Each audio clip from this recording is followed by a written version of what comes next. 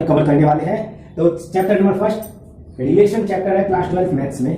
देखते हैं रिलेशन में हम 3 टाइप के रिलेशन पढ़ते हैं, रिफ्लेक्सिव, सिमेट्रिक और ट्रांजिटिव। रिफ्लेक्सिव रिलेशन एक ही रिलेशन ए से, तो वेयर ए बिलोंग करे रियल नंबर को, व्हेन ए बिलोंग करेगा पूरा रियल नंबर को, तब हम कहेंगे then R is called reflexive relation. इसी तरीके से सिमेट्रिक रिलेशन में अगर ए की रिलेशन बी से है, बी की रिलेशन भी ए से होगी तो और ए भी बिलोंग करेगा रियल नंबर को, तो हम कहेंगे आर क्या है, सिमेट्रिक रिलेशन में। ट्रांजिटिव रिलेशन में ए बी सी 3 एलिमेंट है किसी रियल नंबर के, तो ए की रिलेशन बी से है, बी की रिलेशन सी से है, तो सी की रिलेशन ए से भी होनी चाहिए, तब हमारा प्रूव होगा ट्रांजिटिव रिलेशन। जब ये तीनों रिलेशन प्रूव हो जाएंगे, ये तीनों रिलेशन प्रूव हो जाएंगे तो उसे कहेंगे इक्विवेलेंट रिलेशन, ठीक है ना, उसे कहेंगे इक्विवेलेंट रिलेशन। सिमेट्रिक रिलेशन को समझने के लिए हमने एक सेट ले लिया, सेट लिया है रियल नंबर का 2 4 6 8 10।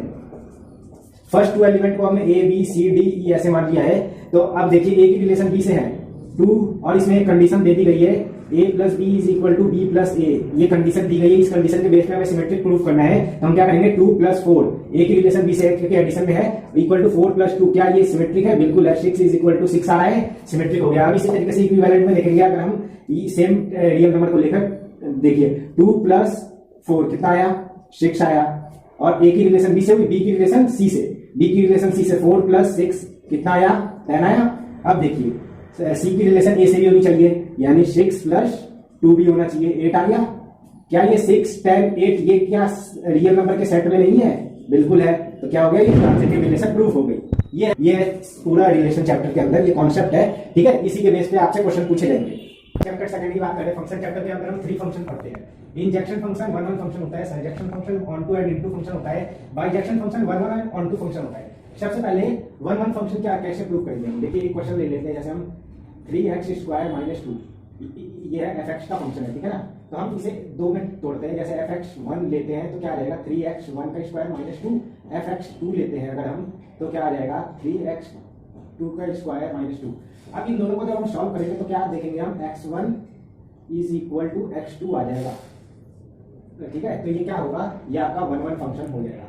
अगर मैनी वन फंक्शन प्रूफ करना होता है या ऑन टू फंक्शन प्रूफ करना होता है, ये 1 1 के लिए क्या करेंगे? ऑन टू फंक्शन के लिए देखिए सबसे पहले हमारे कंडीशन होती है, ये हमें प्रूफ करना होता है। जब ये कंडीशन प्रूफ हो जाती है तो हमारा ऑन टू फंक्शन प्रूफ हो जाता है। क्या? Function of x is equal to y। हमने क्वेश्चन लिया 3x + 4, ठीक है, इक्वल टू fx है, ठीक है। हमने y फॉर्म में से लिखा y is equal to 3x + 4, ठीक है। y को ऊपर लिख दिया, हमने क्या हो गया 3x is equal to y - 4, x is equal to y - 4 divided by 3। ये क्या हुआ? ये फंक्शन ऑफ x हुआ, फंक्शन ऑफ x हुआ। fx की जो ये वैल्यू आई है, x की जो वैल्यू ये निकली है, ये हम फंक्शन में डाल देंगे। फंक्शन क्या हमारा ये है, इसमें जैसे हम डालेंगे पुट करेंगे, देखिए क्या आएगा, y - 4 डिवाइडेड बाय 3 है प्लस का 4 है इज इक्वल टू fx है, ठीक है। अब देखिए क्या होगा, अब जब इसे सॉल्व करेंगे ना हम, तो यहाँ से देखेंगे ये -4 है प्लस 4 ये कट जाएगा, और इधर से 3 है और 3 बाई इधर से 3 को कॉमन लेंगे तो वो भी कट जाएगा। तो फाइनली क्या आएगा हमारे पे, fx जो फंक्शन है वो y के इक्वल आ जाएगा, ठीक है। ये कंडीशन होगी ऑन टू फंक्शन के, ठीक है। फंक्शन चैप्टर में यही से क्वेश्चन आएंगे और ये ऑन टू फंक्शन पूछे जाएंगे, ठीक है। देखिए एक क्वेश्चन है आता है, ये एग्जाम में बहुत बार पूछा जाता है, f of gx या g of fx। करना कुछ नहीं होता है, fx और gx दिया होता है आपको, ये f of gx पूछा है, मतलब gx की वैल्यू फंक्शन में डालनी है। तो f of gx जब कैसे निकलेगा, हम फंक्शन की वैल्यू डालेंगे, देखिए कैसे निकालेंगे, √x है gx और ये है √x का होल स्क्वायर -1 क्या आ गया x - 1, x is equal to 1, ये हो गया आपका आंसर, ठीक है। इस तरीके से फंक्शन ऑफ fx और gx तो ये ऑन टू में निकाला था ना, x equal to y - 4 divided by 3। इसको हम क्या लिख सकते हैं, ये क्या है, f इनवर्स ऑफ y है, y का इनवर्स है। अब अगर हम इसे f इनवर्स ऑफ x निकालेंगे तो यहीं से देखिए इसे हम क्या लिख सकते हैं, इसे हम लिख सकते हैं क्या, ये x की फॉर्म में आएगा, ठीक है ना। तो x - y डिवाइडेड बाय 3 ये हो जाएगा f इनवर्स ऑफ x। यहां से आप inverse chapter number 3 binary operation में हम 3 प्रॉपर्टी पढ़ते हैं, कम्यूटेटिव लॉ, एसोसिएटिव लॉ और आइडेंटिटी एलिमेंट को। यहीं से क्वेश्चन बनते हैं। कम्यूटेटिव लॉ क्या कहता है, a cross b is equal to b cross a होना चाहिए। एसोसिएटिव लॉ क्या कहता है, a cross b cross c is equal to a b cross c, ठीक है जी। आइडेंटिटी एलिमेंट भी इसी तरीके से, पहले इन दोनों को समझते हैं हम, एक क्वेश्चन के हिसाब से समझेंगे हम। क्वेश्चन ले लेते हैं हम, जैसे एक क्वेश्चन ले लिया हमने, a cross b is equal to a square plus b square, ठीक है। इस तरीके से अब a क्रॉस b ये होता है, तो गिवन में है क्वेश्चन में, ठीक है। तो हम b क्रॉस a निकाल लेते हैं, ये क्या होगा b square plus a square, ठीक है, ये होगा। और ये दोनों इक्वल हो गए तो ये क्या होगा, कम्यूटेटिव लॉ हो जाएगा। कम्यूटेटिव लॉ सेटिस्फाइड हो गया, ठीक है। अब इसी में अगर हम इसी क्वेश्चन में एसोसिएटिव लॉ प्रूफ करते हैं, देखिए कैसे होगा। तो a cross b cross c, पहले ये वाला करते हैं, देखिए कैसे होगा, a square plus b square plus c square, हमें यहाँ c भी लेट करना पड़ेगा, ठीक है। इस तरीके से होगा ये, ठीक है। अब देखिए इसी तरीके से हम a b और c इनका भी करेंगे, तो a square plus b square plus C square, ये दोनों इक्वल हो गए, एसोसिएटिव लॉ प्रूव कर जाएगा। ठीक है जी। उसके बाद आइडेंटिटी एलिमेंट ई से रिप्रेजेंट करते हैं। इसकी कंडीशन रहती है कि A cross E is equal to E cross A is equal to A, ये इसकी कंडीशन है। एक क्वेश्चन लिया हमने, A cross B is equal to A plus B plus one, where A B belongs to natural number. तो A cross ई क्या है, ए cross ई अगर हम निकालें, बी की जगह ई लेट कर दे तो ये देखिए आएगा। और इसी तरीके से हम बी ई क्रॉस ए भी निकालेंगे, क्योंकि यहाँ पे उसे कंडीशन को प्रूव करने के लिए ये ए के इक्वल आ गया। ठीक है, उसके बाद देखिए E plus one is equal to zero, E की वैल्यू कितनी आई, 1 आ गई। अब हमें पता है कि ये जो वैल्यू आई है आ तो गई है, ई की वैल्यू क्या आएगी, -1 आएगी। ये inverse trigonometric function, inverse trigonometric function में हमें ट्रिग्नोमेट्रिक फॉर्मूले पता होने चाहिए। ये फॉर्मूले कुछ लिखे हुए इंपॉर्टेंट फॉर्मूले हैं, इन इंपॉर्टेंट फॉर्मूले को जरूर पढ़ के बोर्ड में एग्जाम में जाइएगा। sin 2x का होता है 2 sin x cos x, cos 2x का cos square x minus sin square, cos 2x का 1 - 2 sin स्क्वायर x, या 2 cos square x minus 1, sin 3x का 3 sin x minus 4 sin cube x, tan 2x का होता है 2 tan x divided bye 1 minus tan square x, sin square x का क्या होता है 1 plus tan square x, cos x square x का क्या होता है 1 plus cot square x, tan inverse x plus tan inverse y का फॉर्मूला बहुत इंपॉर्टेंट है, ये होता है tan inverse x plus y divided by 1 minus xy। अब ये देख लेते हैं हम, ये हमारी ट्रिग्नोमेट्री जो बनती है ये इसके बेस पे बनते हैं। साइन कॉस का जब हम पता लगाते हैं कि कौन सा नेगेटिव और कौन सा पॉजिटिव होगा, ये देखिए ऐड शुगर टी कॉफी, यहाँ पे सभी एंगल पॉजिटिव होंगे, यहाँ पे केवल साइन पॉजिटिव होगा, यहाँ पे tan पॉजिटिव होगा, यहाँ पे कॉस पॉजिटिव होगा। ठीक है जी, ये चीजें याद रखिएगा। अब ये फॉर्मूला, ये क्वेश्चन दिया गया हमें, साइन सेक इनवर्स 25/7, इसको क्या करेंगे हम सॉल्व करने के लिए, देखिए सेक इनवर्स 25/7 को हम थीटा मान लेते हैं, तो क्या हो जाएगा sec theta is equal to 25/7। और जैसा कि हम जानते हैं सेक थीटा जो होता है वो किसका अपोजिट होता है, सेक थीटा जो होता है वो कॉस थीटा का अपोजिट होता है। कॉस थीटा क्या होता है, हम इससे याद रखते हैं हमेशा, पंडित बद्रीनाथ प्रसाद हर हर बोले सोना चांदी तौले। तो देखिए यहाँ पे कॉस का क्या होता है, बेस अपॉन हाइपोटेन्यूज। ठीक है ना, कॉस होता तो बेस अपॉन हाइपोटेन्यूज होता, यहाँ पे ऐसा एक ट्रायंगल बनाएंगे, इसे सॉल्व करने के लिए ये थीटा हो गया, ये 90 हो गया, बेस अपॉन हाइपोटेन्यूज होता, लेकिन यहाँ पे क्या होगा अपोजिट होगा, हाइपोटेन्यूज अपॉन बेस, तो ये अपोजिट है इसलिए ये 7 होगा और ये बेस 25 हो जाएगा। ठीक है जी, यहाँ तक क्लियर हुआ। 7 और 25 का करेंगे जब हम पाइथागोरस थ्योरम लगाएंगे तो ये हमारा 24 आ जाएगा। अब हमें क्या निकालना है, जैसा कि आप जानते हैं ये किसके इक्वल है, थीटा के, तो क्या आ गया साइन थीटा की वैल्यू क्या होगी, यहाँ से देख के बताइए साइन क्या होता है, perpendicular upon hypotenuse, perpendicular upon hypotenuse कितना हो गया 24/7, ये हो गया आपका आंसर। ठीक है जी, इस तरीके से ट्रिग्नोमेट्रिक इनवर्स ट्रिग्नोमेट्रिक का फंक्शन आप सॉल्व कीजिएगा, आसानी से हो जाएंगे, फॉर्मूले बेस्ड है। नंबर 5 डिटरमिनेंट देखते हैं। डिटरमिनेंट को डिनोट करते हैं हम ट्रायंगल से या ऐसे, देखिए ये डिनोट किया गया है डिटरमिनेंट को, 2/2 का डिटरमिनेंट निकालना हो तो 2 2 4 क्रॉस मल्टीप्लाई, बीच में नेगेटिव साइन -3, 1 आ गया, डिटरमिनेंट 1 आ गया। साइन ऑफ डिटरमिनेंट बहुत इजी है और बहुत इंपॉर्टेंट है, किसमें, जब आप 3/3 का डिटरमिनेंट निकालेंगे, positive negative positive negative positive negative positive negative positive, ये चीजें याद रखें। 3/3 का जो हम सॉल्व करते हैं ना डिटरमिनेंट, जैसे 1 2 1 1 2 1 2 1 1 दे दिया, ये दे दिया डिटरमिनेंट, बोला इसका डिटरमिनेंट फाइंड करेंगे, हमें ये दिया है, इसका डिटरमिनेंट निकालना है हमें। फर्स्ट रो से जा रहे हैं, जब हम फर्स्ट रो से जाते हैं और फर्स्ट एलिमेंट में जाते हैं ना, तो उसके नीचे वाले सब छुप जाते हैं, सिर्फ ये 4 से उंगली से हमें निकालना होता है। देखिए जैसे 1 के किया, 2 1 2 2 -1 1 बचा, ठीक है, 2 - 1 1 बच गया, 2 पे आ गए, माइनस का 2 लगेगा, फिर यहाँ साइन लिखा हमने, 1 बचा 1 -2 -1 आ गया, 1 पे आए हम, क्या है 1 बचा 1 1 -4 -3 आ गया, क्या है ये 1 - 1 + 3 1 + 2 1 + 2 -3 3 - 3 -0। यहाँ से आपको एक और चीज क्लियर होती है, क्या क्लियर होता है, ये प्रॉपर्टी है कि कभी भी डिटरमिनेंट में 2 रो या 2 कॉलम सेम हो गए तो डिटरमिनेंट क्या हो जाता है, किसके इक्वल होता है, डिटरमिनेंट 0 के इक्वल हो जाता है। ठीक है, ये प्रॉपर्टी है। ठीक है, ये चीज है डिटरमिनेंट में, यहीं से क्वेश्चन आएंगे, आप बिल्कुल फॉर्मूला अच्छे से ऑफ ए ट्रायंगल हमें फाइंड करना होता है, तो फॉर्मूला होता है हाफ इनटू डिटरमिनेंट। अब देखिए इसका करना, find the area of a triangle of determinant whose vertex are 2 3 3 1 and 1 2, ठीक है, एंड 1 2। देखिए हाफ इनटू डिटरमिनेंट, डिटरमिनेंट हमने लिखा 2 3 3 1 1 2 और लास्ट में 1 1 1 लगाया, इसी के रिस्पेक्ट में हम इसका डिटरमिनेंट फाइंड करेंगे। डिटरमिनेंट फाइंड किया, 1 आया, साइन कंजर्वेशन से किया, plus minus plus minus plus plus minus plus minus plus, तो हम इस रो से पहले प्लस माइनस प्लस आएगा, प्लस माइनस प्लस आया, 1 1 1 मिल गया। जब इधर का करेंगे 6 - 1 होगा, 4 - 3 होगा, 2 - 9 होगा, जहां से हमें डिटरमिनेंट -3 मिलेगा। एरिया ऑफ ए ट्रायंगल में फॉर्मूला में हम पुट अप करेंगे तो हमें -3/2 स्क्वायर यूनिट मिल जाएगा। अब बात करते हैं कोलिनियर। कोलिनियर क्या होगा, जब एनी 2 रो और column of a determinant is equal then it is called collinear. कोई भी 2 रो या 2 कॉलम अगर इक्वल आ गए तो उस कंडीशन को कहेंगे इट इज अ कोलिनियर है, कोलिनियर आपका प्रूव हो जाएगा। जैसे एक हमने ये लिया है डिटरमिनेंट, रो 1 से हमने किया तो 8 आया, रो 2 से हमने डिटरमिनेंट फाइंड किया, रो 1 रो 2 रो 3 से, तो हमने देखा -8 आ गया, रो 3 से किया तो 8 आ गया। यहाँ पे रो 1 और रो 3 इक्वल हो गए तो हम कह रहे हैं ये कोलिनियर होगा। ठीक है जी, मैट्रिक्स को हम स्क्वायर ब्रैकेट से डिनोट करते हैं। देखिए हमें सम या सब्ट्रैक्शन निकालना हो किसी भी मैट्रिक्स का, ए और बी कोई मैट्रिक्स दिया हुआ है, सम निकालेंगे तो सम और सब्ट्रैक्शन जो फर्स्ट एलिमेंट होगा इसका फर्स्ट के साथ ही होगा और सेकंड एलिमेंट का सेकंड एलिमेंट के साथ ही होगा। देखिए 1 + 1 हुआ, 1 + 0 1 + 3 2 + 4, इसी तरीके से आ गया 2 1 4 6 आंसर आ गया। सब्ट्रैक्शन में भी हुआ 1 - 1 1 - 0 1 - 3 2 - 4, ये आ गया आपका आंसर। मल्टीप्लिकेशन देखते हैं मैट्रिक्स का, दो मैट्रिक्स दिया हुआ है, इनका मल्टीप्लिकेशन कैसे पॉसिबल है, ये देखिए ये 2 × 2 का मैट्रिक्स है, ये 2 × 2 का, यानी रिजल्ट जो आपको मिलेगा वो भी मैट्रिक्स कितने की होगी, 2 × 2 की होगी। कैसे मिलेगा, देखिए ये जो फर्स्ट रो है, इस रो की फर्स्ट कॉलम से मल्टीप्लाई होगी तो आपका फर्स्ट एलिमेंट, तब आपका क्या होगा, फर्स्ट एलिमेंट तैयार होगा। जब इस फर्स्ट रो की सेकंड कॉलम के साथ होगी तो आपका सेकंड एलिमेंट तैयार होगा। इसी तरीके से सेकंड रो की फर्स्ट कॉलम के साथ होगी तो आपका थर्ड एलिमेंट तैयार होगा। सेकंड रो की जब सेकंड कॉलम के साथ होगी तो आपका फोर्थ एलिमेंट तैयार होगा। करके देखते हैं ए और बी का मल्टीप्लीकेशन। देखिए क्या आएगा, 1 × 1 1 आ गया, 2 बीच में प्लस आएगा, 2 3 × 6 आ गया। इसी तरीके से आप दूसरा देखते हैं, 1 × 0 0 आ गया, 2 × 0 0 आ गया, ठीक है। इसी तरीके से इसका 3 1 जा 3 प्लस 4 3 × 12 3 0 × 0 प्लस 0 क्या आ गया 7 और 7 0 और इधर कितना हो गया 12 15 0, या क्या आ गया आपका, ये भी 2/2 का आपका मैट्रिक्स आ गया, ये आंसर है, ठीक है।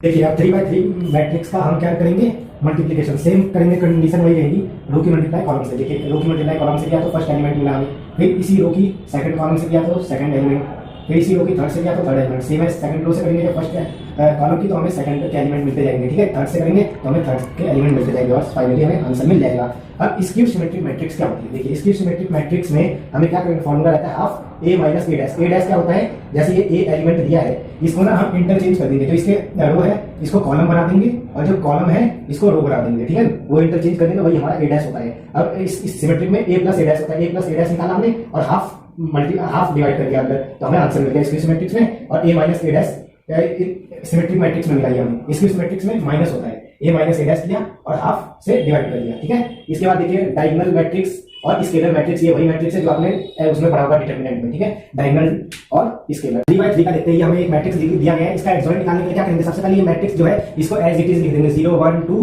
1 2 3 3 1 1 लिख दिया। अब क्या किया हमने, जो ये 0 1 3 है इनको रिपीट कर दिया, 0 1 3 नेक्स्ट में रिपीट किया, फर्स्ट दो कॉलम को हमने रिपीट कर दिया, उसके बाद ऊपर की दो रो को हमने रिपीट कर दिया, उसके बाद ये कॉलम और ये रो हटा दिया, हट गए, सिर्फ इतना डिटरमिनेंट बचा है जो हमारे पास, इतना ये जो मैट्रिक्स बची हुई है इसको सॉल्व करेंगे हम। तो डिटरमिनेंट निकालेंगे, इनका होगा पहले, इन दो से निकलेगा हमारा एक एलिमेंट, ठीक है ना, 2 - 3 - 1 आ गया। फिर इसी तरीके से दूसरा इस 3 से निकलेगा 9 - 1 8 आ गया। फिर तीसरा यहाँ से निकलेगा 1 - 6 - 5 आ गया। इसी तरीके से अब इनका होगा, इन दो का 2 1 2 2 - 1 1 आ गया, ठीक है ना। फिर इन दो का होगा, ठीक है, इसी तरीके से फिर इनका होगा और ये हमारा एडजॉइंट निकल जाएगा। इसके बाद डिटरमिनेंट निकालते हैं, क्योंकि हमने फॉर्मूला पढ़ा हुआ है, डिटरमिनेंट निकाला हमने -2 आया, वैल्यू पुट अप कर दिया, आंसर आ गया। यहीं से क्वेश्चन आएंगे, आप अच्छे से रिवीजन कीजिएगा, आपको प्लेलिस्ट मिल जाएगी, वहां जाके रहेगा आपका इनवर्स ऑफ मैट्रिक्स, जिसमें हमने 2/2 मैट्रिक्स लिया है। एक एग्जांपल लेंगे, A = a मैट्रिक्स 1 2 3 4। सबसे पहले हमने इनवर्स का फॉर्मूला देखा, adjoint A divided by determinant of A होता है। अब यहां से हमने निकाला डिटरमिनेंट क्या है, 4 - 6 - 2 आ गया। एडजॉइंट में करना क्या होता है, कुछ नहीं करना होता है, हमने जो ये डिटरमिनेंट दिया है इसको 2/2 की अगर मैट्रिक्स है तो उसमें कुछ नहीं करना है, हमने जो दिया गया है हमें ये मैट्रिक्स, इसको हम क्या करेंगे, इंटरचेंज कर देंगे। ये 4 और 1 ये आपस में इंटरचेंज होंगे और बाकी इन दोनों में माइनस का साइन लग जाएगा। उसी तरीके से माइनस का साइन लगा, adjoint A upon determinant of A किया, हमारा इनवर्स निकल गया, that's it. Differentiability of function, continuous proof करने के लिए हमें left hand limit is equal proof करना होता है फंक्शन ऑफ x की, ठीक है। और डिसकंटीन्यूअस के लिए हम क्या करेंगे, लेफ्ट हैंड लिमिट या राइट हैंड लिमिट या फंक्शन से कुछ भी अनइक्वल आ गया तो उस कंडीशन में क्या, कौन सी कंडीशन रहेगी, ये हो जाएगी आपकी डिसकंटीन्यूअस। प्रूफ करना हमें एक फंक्शन दिया गया है एट, ये कंटीन्यूअस है किस पे, -3 पे, तो हमने लिमिट रख के देखा -18 आया, फिर फंक्शन में डाल के देखी वैल्यू, तो यहाँ से हमें कितना मिला, -18 मिला, तो ये कंडीशन क्या होगी, इक्वल हो गए, दोनों इक्वल हो गए, तो ये कंटीन्यूअस हो गया। अब डिसकंटीन्यूअस के लिए एग्जांपल दिया गया है, function of x is equal to, ये दिया गया है x - 3 when x is less than और इक्वल टू 0 और when x is greater than equal to 0 x² दिया गया है। लेफ्ट हैंड लिमिट के लिए हमने लगाया, आ गया x - 3, इसमें वैल्यू के लिए किया तो हमें 0 मिल गया। यहाँ से हमें क्या लिखा, ये दोनों अनइक्वल आ गए, बट हमें यही नहीं, हमें फंक्शन भी चेक करना है। फंक्शन में डाल के देखा हमने वैल्यू, सीधा फंक्शन में डाली 0 - 3 मिल गया। यहाँ से क्या लिखा हमें कि लेफ्ट हैंड लिमिट इक्वल हो रहा है फंक्शन के, but right hand limit unequal है, इसके तहत क्या हो गया, ये डिसकंटीन्यूअस प्रूव हो गया। डिफरेंशिएशन में कुछ फॉर्मूले होते हैं, फॉर्मूले के बेस पे हम डिफरेंशिएशन को सॉल्व करते हैं। फॉर्मूला देखेंगे सबसे पहले, ddx ऑफ x का क्या होता है, 1 होता है, ये हमेशा याद रखना अपने फॉर्मूले, ताकि क्वेश्चन सॉल्व होंगे। ddx ऑफ 1/x का -1/x² होता है, √x का 1/2 √x होता है, ये भी √x में था, 1/2 √x हुआ, और फिर देखेंगे x का कोएफिशिएंट लगा हुआ है तो हमने उसे भी सॉल्व कर दिया।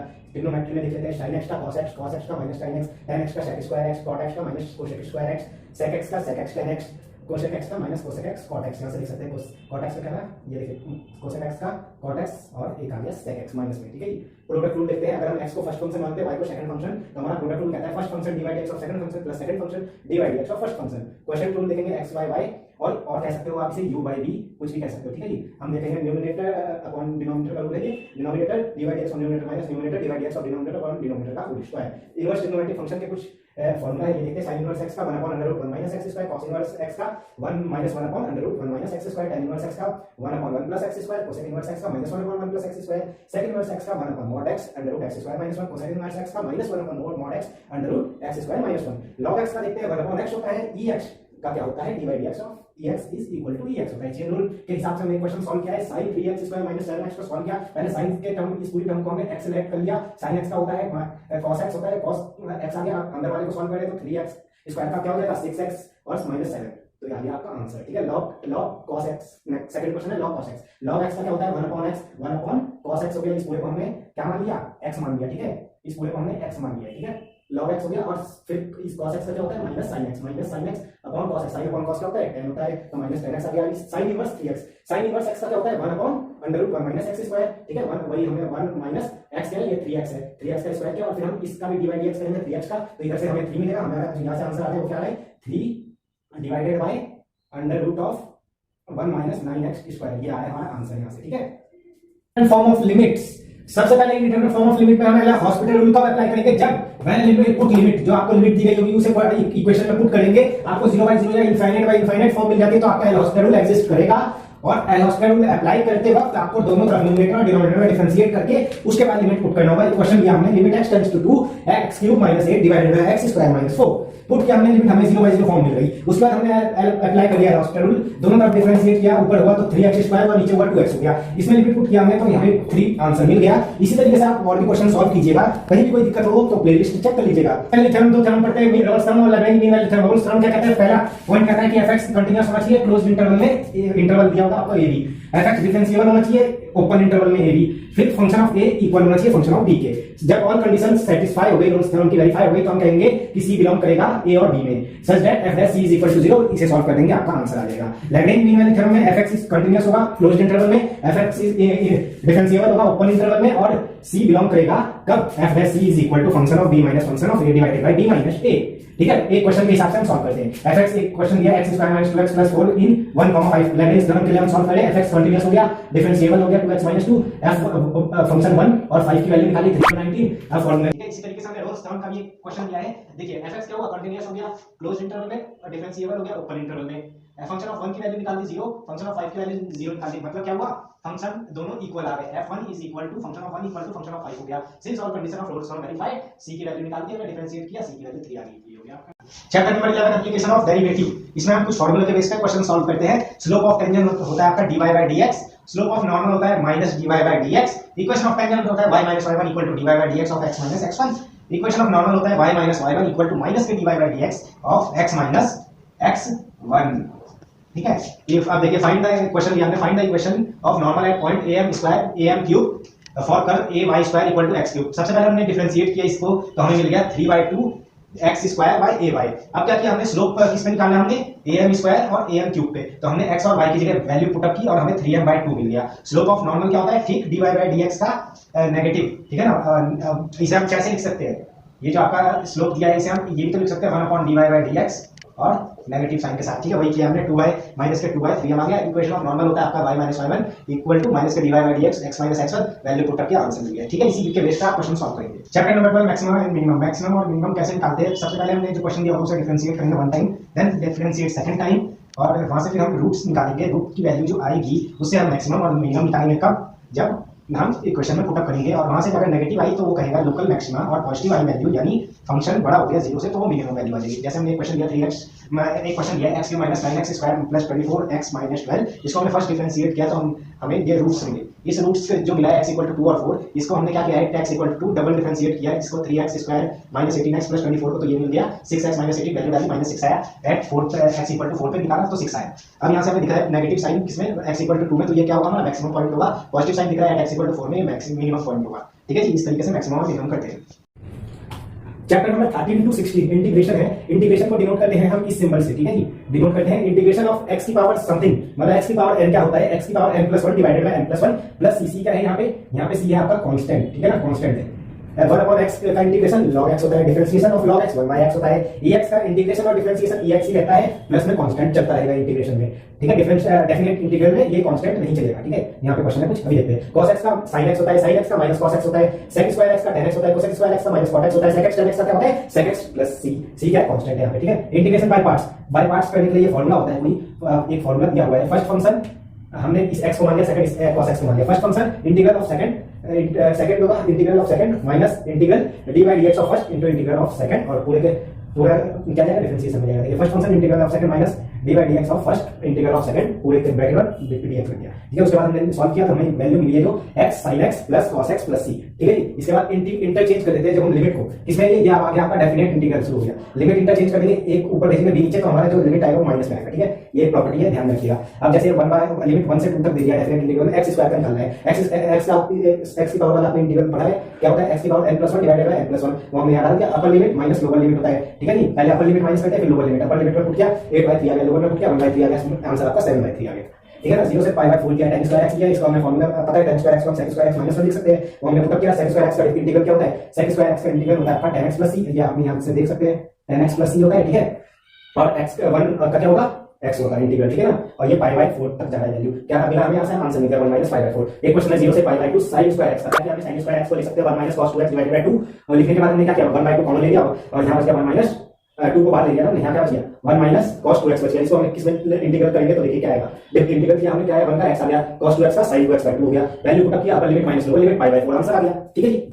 Chapter number 17 differential equation. Differential equation में ऑर्डर एंड डिग्री से शुरुआत होती है। ऑर्डर एंड डिग्री को कैसे फाइंड करते हैं, जिसकी हाईएस्ट डिफरेंशिएशन होगा उतना ऑर्डर होगा, ठीक है। और जिस डिफरेंशिएशन में जितनी ज्यादा पावर होगी वो क्या होगा, डिग्री होगा। जैसे इस क्वेश्चन में बताइए, इसमें डिफरेंशिएशन ऑर्डर निकाले हम, हाईएस्ट डिफरेंशिएशन कितना है, 2 है, तो ऑर्डर हो गया 2। उस 2 में उस डिफरेंशिएशन में पावर कितनी है, 2 है, तो डिग्री हो गई 2। अब इस क्वेश्चन में बताइए ऑर्डर कितना है, 2, डिग्री पावर कितनी है, नहीं है, 1 हो गया, ठीक है। और इस वाले में बताइए डिग्री कितनी है, 2, पावर कितनी है, 1 हो गया, ठीक है। होमोजेनियस सॉल्यूशन में आते हैं। वर्किंग रूल कहता है पुट कर दो पहले y = vx, ठीक है। सेपरेट कर दो वेरिएबल y एंड x के, इंटीग्रेट कर दो बोथ साइड, रिप्लेस कर दो v की जगह y/x। क्वेश्चन दिया हमने, पहले dy/dx की फॉर्म में लिखा, इसे पुट कर दिया vx और dy/dx की जगह क्या कर दिया, first function dy/dx of second plus second function dy/dx of first, differentiate किया, वैल्यू पुट अप की, तो हमने देखा क्या मिला हमें, यहां से हमें मिल गई वैल्यू 2v और divided by v square plus 1 dv equal to 1/x dx, ठीक है। इंटीग्रेट किया बोथ साइड, हमें मिल गया log v square plus 1 log equal to minus के log x plus log c। उसके बाद क्या किया हमने, पुट कर दी value y equal to vx से जो v की वैल्यू रिप्लेस करनी थी y/x पुट अप कर दी हमने, और हमने फाइनल आंसर निकाल दिया x square plus y square equal to cx आ गया। इसी चैप्टर में एक और मोस्ट इंपोर्टेंट फॉर्मूला है, वो है y इनटू इंटीग्रेटिंग फैक्टर, ठीक है ना। वो कुछ इस फॉर्म में होता है, dy/dx equal to py equal to q की फॉर्म में रहता है, तब हम ये फॉर्मूला अप्लाई करते हैं, y into integrating factor equal to q into integrating factor dx plus c, ठीक है ना। इस क्वेश्चन में भी हम कर रहे हैं, देखो ये क्वेश्चन दिया है, गिवन है y equal to 1 and x equal to 1। Integrate सबसे पहले हमने देखा ये इस फॉर्म में है। अब क्या करेंगे, हम इंटीग्रेटिंग फैक्टर निकालते हैं। इंटीग्रेटिंग फैक्टर किसका निकालेंगे, जो भी संख्या p के साथ होगी ना उसका इंटीग्रेटिंग फैक्टर निकालेंगे। यहाँ देखिए जो भी संख्या p होगी ना उसका इंटीग्रेटिंग फैक्टर निकालेंगे, y के साथ होगी, तो हमने e की पावर 1/x का निकाल दिया हमने। इंटीग्रेटिंग फैक्टर क्या है, x आ गया, क्यों आया, log x plus c log x, और ये रिप्लेस हो जाएगा x आ जाएगा, ठीक है जी। वहां से देखिए उसके बाद क्या है, फॉर्मूला आ गया हमें y इनटू इंटीग्रेटिंग फैक्टर वाले में, ठीक है। पुट अप वैल्यू यहाँ से हमें मिला yx is equal to x की पावर 4/4 प्लस c। अब हम यहाँ से वैल्यू जब पुट अप करी तो c की वैल्यू हमें मिल गई, कांस्टेंट की वैल्यू पता चल गई 3/4। अब हमने दोबारा से यही फॉर्मूला यूज किया और कांस्टेंट की वैल्यू रख के हमने फाइनल आंसर निकाल दिया, कितना आ गया, 4xy is equal to x की पावर 4 प्लस 3, ठीक है जी। डिफरेंशियल इक्वेशन में ये तीन मोस्ट इंपोर्टेंट है, इन्हें अच्छे से पढ़ते जाइएगा। All the best. Chapter number 18 probability. Probability में दो फॉर्मूला देखते हैं, पी यूनियन बी क्या होता है, P plus P minus P intersection B. P by B क्या होता है, P intersection B divided by P. यहाँ पे बी क्या है, फर्स्ट अकर है, एक अकर है after occurrence of B. Question देखते हैं, एक बैग है जिसमें 5 red 8 black and 7 yellow ball है, find the probability either ball is red और ब्लैक। रेड होने की प्रोबेबिलिटी क्या होगी, टोटल बॉल कितनी है 20। अब प्रोबेबिलिटी का फॉर्मूला क्या होता है, प्रोबेबिलिटी का फॉर्मूला होता है, probability is equal to number of favourable outcome divided by total number of outcome. Total कितनी वाला है 20 है।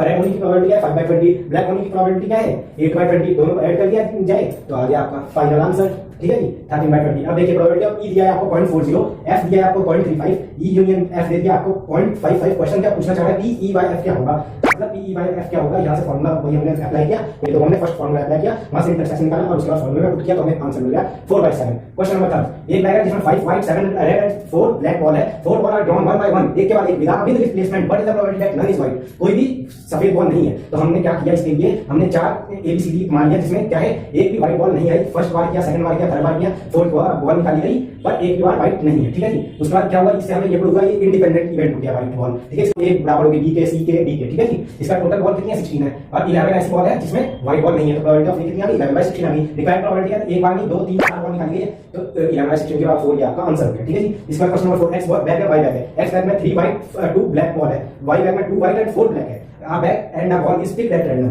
ठीक है, then find the probability that it is white ball, ball जो निकाली गई है उसमें व्हाइट बॉल है, ऐसी प्रोबेबिलिटी ज्ञात करनी है। तो हमने क्या किया, सबसे पहले probability of picking a bag देखा हमने, एक्स बैग को निकालने की प्रोबेबिलिटी क्या होगी, एक्स बैग की प्रोबेबिलिटी क्या होगी देखा तो 1/2 होगी, ठीक है जी, क्योंकि दो चीज है उसमें, ठीक है, 2 बॉल है एंड व्हाइट बॉल की प्रोबेबिलिटी क्या होगी एक्स बैग के अंदर देखा तो हमने 3/5 होगी, ठीक है। और इसी तरीके से वाई बैग को सिलेक्ट करने की प्रोबेबिलिटी क्या होगी 1/2 और व्हाइट बॉल निकालने की वाई बैग में कितनी होगी 2/6। इसके बाद हमने क्या किया 2/6 होगी, 2/6 होगी किसमें से होगी वाई बैग से निकाले तो वाई बैग कितना है, वाई की प्रोबेबिलिटी 1/2 है, दोनों को मल्टीप्लाई किया 1/6 आ गया, ठीक है। इसके बाद हमें क्या बताना है, व्हाइट बॉल जो निकाली गई है किसी भी बैग से निकाली गई, रैंडमली निकाली गई, तो रैंडमली के लिए हमने दोनों जो हमने निकाला है एक्स बैग की प्रोबेबिलिटी व्हाइट बॉल सेलेक्ट करने की और व्हाइट बैग से भी दोनों को ऐड करके हमारा आंसर है 7/50, ठीक है। प्रोबेबिलिटी में इसी तरीके से क्वेश्चन पूछे जाएंगे, बस आपको कंडीशन प्रोबेबिलिटी के देंगे question. Chapter number 19 Bayes theorem में फार्मूला का यूज होता है, फार्मूला इसी फार्मूला के बेस पे सभी क्वेश्चन सॉल्व होंगे। फार्मूला क्या कहता है, probability of E one by A क्या होता है, probability of E one multiply by A by E one, probability of E one divided by probability of E one multiply by probability of A by E one plus probability of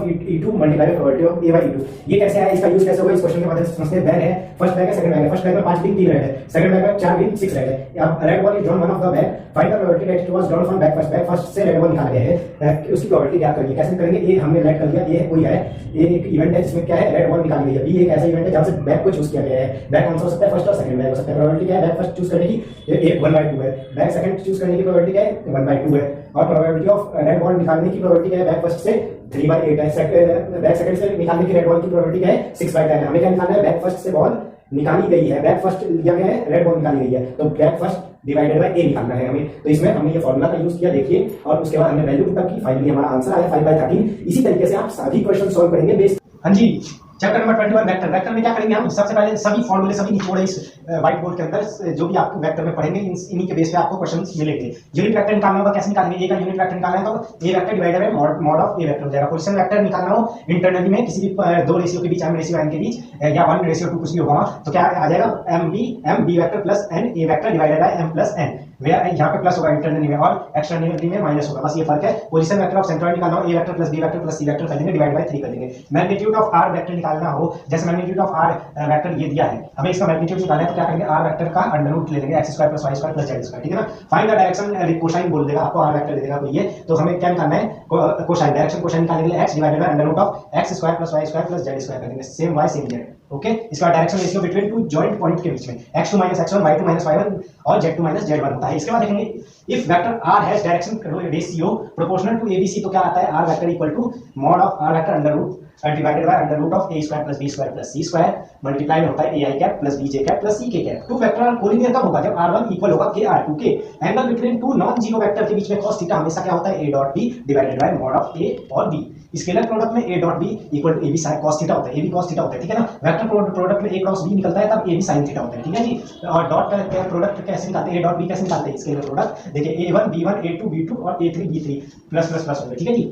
अब जब a क्या होगा, a होगा parallel to b के, तो कैसे आएगा आपका a1 divided by b1 a2 divided by b2 a3 divided by b3, ये सब इक्वल आएंगे, ठीक है ना। जब ये क्या होगा पैरेलल होगा, परपेंडिकुलर होगा तो a1 b1 plus a2 b2 plus a3 b3 होगा। sin थीटा क्या होता है a cross b divided by mod of a mod of b।